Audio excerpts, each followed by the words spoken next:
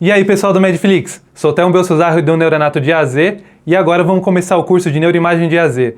Vamos lá que essa primeira aula vai ser sobre tomografia de crânio e as doenças mais comuns. Como eu comecei, como que a gente identifica as doenças na tomografia de crânio? Isso é um desespero, né? Porque todo dia você está no pronto-socorro, você tem alguma doença neurológica e aí na hora que você se depara com a tomografia e você não consegue identificar as estruturas ou eventualmente não sabe identificar as patologias que estão em questão, né? Aqui no curso a gente vai aprender a reconhecer a anatomia, discutir sobre as doenças mais comuns e se você tiver alguma dúvida com relação aos cortes e um pouco mais da anatomia, dá uma olhadinha na aula passada que vocês vão ver que lá está muito bem detalhado. Bom, quando a gente começa a falar sobre tomografia de crânio, ou seja, a ressonância também, é muito interessante a primeira coisa você tentar se localizar aonde você está. Então, primeira coisa, lembrar qual corte você está vendo, sagital, coronal ou axial, identificar alguma estrutura que já é conhecida e dali para frente você partir da anatomia conhecida para o que você vai ver de desconhecido, como que a gente vai falar hoje. Além disso, especificamente na tomografia, é interessante ver as linhas médias, os sulcos, os giros, e se houver algum tipo de dúvida com relação à anatomia, dá uma olhadinha na aula do Henrique, com certeza você vai tirar todas as suas dúvidas. Falando um pouco de traumatismo crânioencefálico, trauma, uma das doenças mais comuns e mais prevalentes aí nos pronto-socorros, principalmente no Brasil, onde a gente tem muito ainda acidentes por quedas, acidentes automobilísticos, inclusive até nos pacientes idosos aí com a mudança da faixa etária, quedas à própria altura, então vamos discutir alguns pontos super importantes. Falando do traumatismo craniano, a gente tem esse traumatismo por lesão direta. O que é a lesão direta? Quando você tem a aplicação de força diretamente no crânio, pontualmente. Um exemplo, teve um arremesso de um objeto cortocontuso, uma pedra, por exemplo, e ela vai bater diretamente no crânio. Esses sangramentos, a força exercida é exercida diretamente no crânio, que no geral você vai ter fraturas, afundamentos e sangramentos relacionados aí à dura mater. Quando a gente fala de traumas de alta energia cinética, são os traumas com lesão por aceleração e desaceleração. Então, aceleração tanto antero-posterior, quanto energias rotacionais e laterolaterais. A aplicação dessa energia cinética, vocês lembram da época do colégio? Aplicação da energia dentro de alguma estrutura. Essa energia cinética ela é distribuída para o tecido cerebral e assim você tem lesões dos famosos golpes e contragolpes, como por exemplo a gente vê nessa imagem, né? Então você tem uma aceleração linear anterior-posterior e uma lesão de contragolpe na região mais anterior.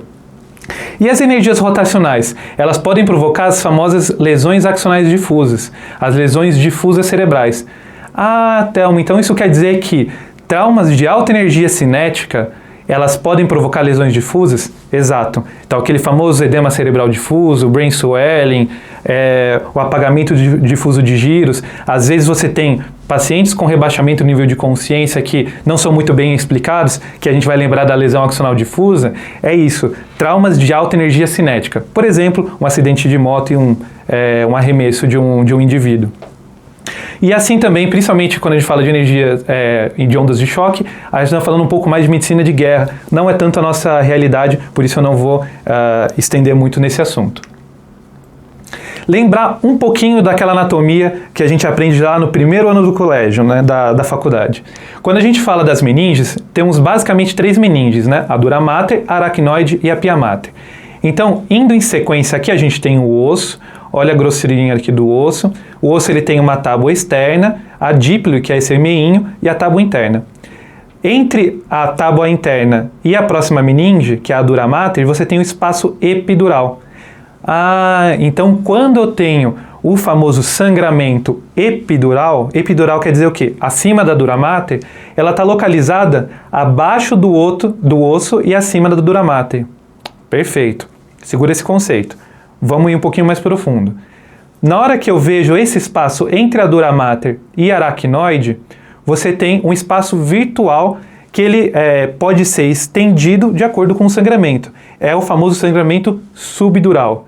Então quer dizer que o sangramento que acontece abaixo da dura mater, ele é chamado de hematoma subdural.